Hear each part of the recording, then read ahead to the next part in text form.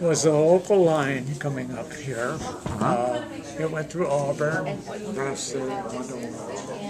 It was in business. They called it the Zephyr, and it would go up and back every day. And when we were drafted, that's how they picked us up. Interesting. So, 1945, I boarded that train. My father gave me $25, and I've been on my own since that day. I was out of high school at 16, had a year of college at 17, and drafted at 18. So, a raw kid that didn't know much. Well, I had some plastics. Right off the front. So that's how we went to the military. Right. And it was a nice train. I hadn't thought of the Zephyr being associated with the draft, and that you would be picked up and transported. I know a lot about Burlington Northern. I've worked out. I do railroad history personally. I mean, that's one thing that I'm interested in, and so for that to be thought of with the draft is a unique, it's a very different perspective. And it's interesting for you to bring it up as the way that you think of Burlington Northern. Huh. All right. And then I served my time. The war ended. I completed 17 weeks of infantry basic at Hood, Texas. The war ended our 15th week in Japan. They sent us to Kansas, and my mail went overseas, so if the war hadn't ended, I'd have been gone. But anyhow, we were there for 5 weeks, and they were trying to figure out where to send us. And they gathered up then a large train load and sent us to Fort Myer, Virginia, which was pretty plush, right next to it. And I drew the 300th MP company, I think, probably because I had a year of college. I hadn't thought those terms at all. Sure. But anyhow,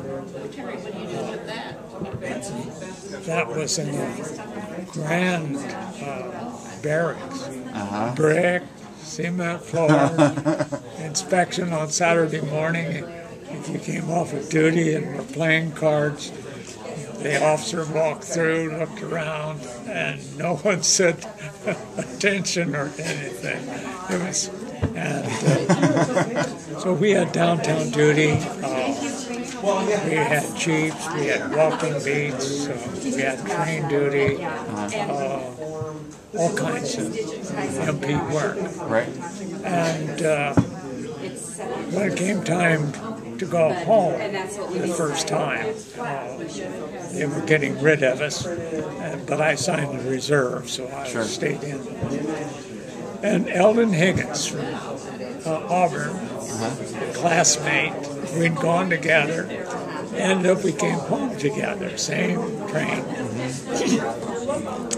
I said, Eldon's a little shy. And I said, Eldon, why don't we go down to after we arrived in Chicago, why don't we go down to the MP booth and get on this train early?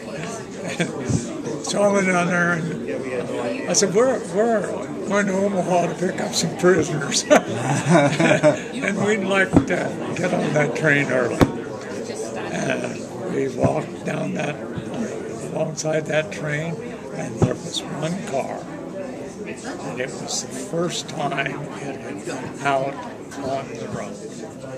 We were the first riders of the first Silver Dome. And there, someone received that, even has a date on it, 1945. And I didn't dream that there was one of these around, but not very long ago, I was in antiques a lot, bankers. She said, Bill, there's a lady needs some help with a braces. And will you give her some thought? And I said, sure, I'll go see her. Sure. Went to see her. She was settling a state for somebody else. Right. The first thing I told her, I said, no, I'm here for appraiser, but I'm not going to buy anything, because in appraiser I don't do Sure, that. right. And then after I looked at things, I said, you don't need an appraiser, you need an auctioneer. Oh, yeah. Well, she says, do we have time? And I said, well, they're two good auctioneers. I'm an auctioneer too, but my voice went bad. I was getting ready to leave, walked into the room, and there that thing sat. Huh. And she had no idea of the background on it at all. And I told her I'd like to buy it someday, but I'd stay with what I thought and or said. And I went to the auction. And she called me and went to the car, and she handed me that. And she said, thank you. Very nice. So, So you got to ride the Zephyr on the way out, and the first Dome car on the way back up to make travel. that's a great way to go and come.